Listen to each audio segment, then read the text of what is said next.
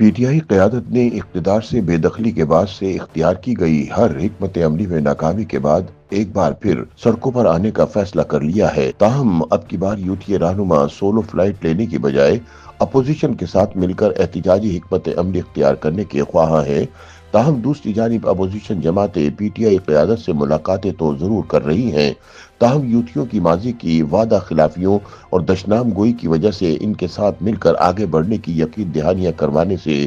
گریزاں دکھائی دیتی ہیں۔ مبصرین کے مطابق مسلسل احتجاجی عمل، اس کے بعد مذاکرات اور اب مذاکراتی عمل میں آنے والے ڈیڈ لاک کے بعد پی ٹی آئی نے اپوزیشن کے گرینڈ الائنس کے لیے تک و دو شروع کر رکھی ہے، لیکن ابھی تک پی ٹی آئی اس حوالے سے اپوزیشن جماعتوں کو مطمئن نہیں کر پا رہی کہ کسی بھی اتحاد کی صورت میں فیصلوں کا اختیار کس کے پاس ہوگا، اور کیا شہباز حکومت کے خلاف جدوجہد اسے اقتدار سے باہر کرنے تک محدود ہوگی یا اتحاد کا یہ عمل حکومت کے بعد بھی قائم رہے گا۔ یہاں پر یہ سوال بھی پیدا ہوتا ہے کہ کیا اپوزیشن جماعتوں کے مابین مذاکراتی عمل صرف نشستن گفتن برخاستن تک ہی محدود ہوگا۔ سینئر صحافی اور تجزیہ کار سلمان غنی کے مطابق ماضی میں اپوزیشن جماعتوں کا احتجاج حکومتوں کے خلاف اس لیے اہمیت کا حامل رہا ہے کہ ماضی میں اس کے پیچھے بعض غیر سیاسی قوتوں کی تھپکی اور سگنلز رہے ہیں، اور پی ٹی آئی کو اس احتجاجی عمل میں سخت ترین حالات کا سامنا نہیں کرنا پڑا، کیونکہ پی ٹی آئی کے اس احتجاج سے حکومت کو دباؤ میں لانے کا مقصد حاصل کیا جاتا رہا ہے۔ سلمان غنی کے مطابق بانی پی ٹی آئی کے جارحانہ طرز عمل اور احتجاجی سیاست کو اس وقت تک نتیجہ خیز قرار دیا جاتا رہا ہے جب تک وہ اقتدار میں نہیں آئے، تاہم اقتدار میں آنے کے بعد انہوں نے اپنے سیاسی مخالفین کو دیوار سے لگایا اور جیلوں میں بھجوانے کے لیے ممکنہ اعلانات اور اقدامات بھی کیے۔ اسے بھی قبولیت حاصل رہی، تاہم عمران خان نے اپنے دور اقتدار میں ٹارگٹ کرنے کے عمل کو صرف سیاستدانوں اور مخالفین تک ہی محدود نہیں کیا، بلکہ انہوں نے یہ سلسلہ ان تک بھی وسیع کر لیا جن کی آشیرواد اور تھپکی ان کے مسند اقتدار پر پہنچنے کا باعث بنی تھی،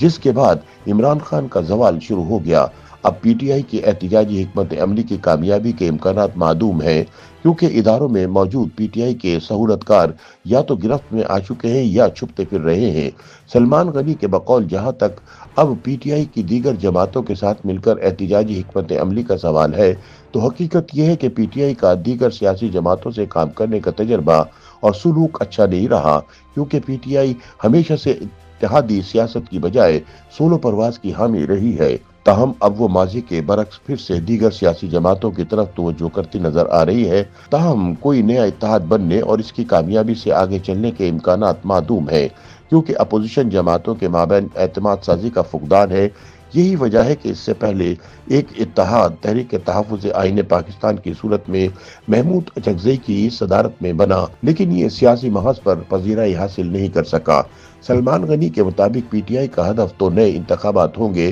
تو کیا پی ٹی آئی اپنے مقصد کے حصول کے لیے تمام اپوزیشن جماعتوں کو ساتھ لے کر چل پائے گی؟ سلمان غنی کے بقول اس سوال کا واضح جواب پی ٹی آئی کی قیادت کے پاس بھی موجود نہیں، اور وہ اس بات پر اکتفا کرتے نظر آتے ہیں، حالات بدلیں گے تو پھر دیکھیں گے۔ سلمان غنی کے مطابق جب تک گرینڈ الائنس کا ایجنڈا واضح نہیں ہوتا، کسی بڑے اپوزیشن اتحاد کے بننے کے امکانات نظر نہیں آتے۔ ویسے بھی آج کے حالات میں مولانا فضل الرحمان اور جماعت اسلامی سمیت دیگر اپوزیشن جماعتیں کسی ایسے اتحاد کا حصہ بننے کے لیے تیار نہیں ہوں گی جس کا مقصد صرف اور صرف اپنے لیے ریلیف اور اپنے اقتدار کا راستہ ہموار کرنا ہو، اس لیے کہ یہ جماعتیں ماضی میں یہ زخم کھا چکی ہیں کہ اتحادوں کی سیاست کر کے بڑی جماعتیں اپنا راستہ بنا کر مسند اقتدار پر پہنچ گئیں اور اتحادی ان کی راہ دیکھتے رہ گئے۔ اپوزیشن جماعتوں کی حالت بھی اب دودھ کے اس جلے کی ہے جو چھاچھ پھونک پھونک کر پیتے نظر آ رہے ہیں۔ جہاں تک پی ٹی آئی کی مزاحمتی سیاست اور خصوصاً پی ٹی آئی کے پختونخوا کے صدر جنید اکبر خان کا پوری تیاری کا سوال ہے، تو یہ امر اور یہ اعلان ظاہر کرتا ہے کہ ان کے عزائم اچھے نہیں ہیں، اور ان کی یہ دھمکی کہ پنجاب کی طرف جانے والے راستے بند کریں گے، اگر جنید اکبر خان یہ سمجھتے ہیں کہ وہ اپنی صدارت کے جواز کے لیے غیر معمولی صورتحال پیدا کر پائیں گے تو شاید اب ایسا ممکن نہ ہو۔ سلمان غنی کے مطابق لگتا ہے کہ جنید اکبر کے سامنے بانی P T I Imran Khan کی توقعات کا پہاڑ ہے، تاہم جنید اکبر کو یہ بھی دیکھنا پڑے گا کہ اگلی طرف بھی ملک کا مفاد ہے، جو حکومتوں کے ساتھ ریاست کے لیے بھی چیلنج ہوتا ہے۔ پی ٹی آئی کی لیڈرشپ کو یہ دیکھنا ہوگا کہ پہلے مزاحمتی سیاست سے انہیں کیا ملا اور اب اسلام آباد کی طرف رخ کرنے سے انہیں کیا ملے گا۔ اس لیے پی ٹی آئی کے لیے ایسی غیر سیاسی حکمت عملی اختیار کرنے سے اعتراض ہی بہتر ہے۔ بعض دیگر مبصرین کے مطابق پی ٹی آئی نے 8 فروری کو سوابی میں جلسے کا اعلان کرتے ہوئے دعویٰ کیا ہے کہ یہ خیبر پختونخوا کی تاریخ کا سب سے بڑا جلسہ ہوگا۔ پی ٹی آئی کی ساری توجہ سوابی کے جلسے پر ہے۔ ذرائع کے مطابق جن کی سفارش پر جنید اکبر کو سوابی صدارت کی ذمہ داری دی گئی ہے، ان کے اور علی امین گنڈاپور کے درمیان شدید اختلافات کی کوئی ڈھکی چھپی بات نہیں ہے۔ دوسری طرف چونکہ جنید اکبر اور ان کے گروپ کے علی امین گنڈاپور کے ساتھ اختلافات بھی پوشیدہ نہیں ہیں، اس لیے پارٹی کی صوبائی صدارت کی ذمہ داری ان کو دے دی گئی ہے۔ اس طرح یہ جنید اکبر کے لیے ایک بڑا امتحان ہے اور اس میں کامیابی یا ناکامی ان کے مستقبل کا فیصلہ کرے گی۔ مبصرین کے مطابق منتخب صوبائی صدر نے پی ٹی آئی قیادت کو ہومیوپیتھک قرار دیا ہے اور اب 8 فروری کو دیکھنا ہوگا کہ تمام تر بلند مانگ دعووں کے مطابق وہ ایلوپیتھک ثابت ہوتے ہیں یا حکیمی علاج کی طرف جاتے ہیں۔ ابھی تک نہ تو دیگر اپوزیشن جماعتیں پی ٹی آئی پر اعتماد کرنے پر تیار ہیں، نہ ہی پی ٹی آئی کی طرف سے کوئی خاص پیش رفت نظر آتی ہے۔ مولانا فضل الرحمان اور جماعت اسلامی کبھی بھی پی ٹی آئی کی کشتی میں سوار نہیں ہوں گی۔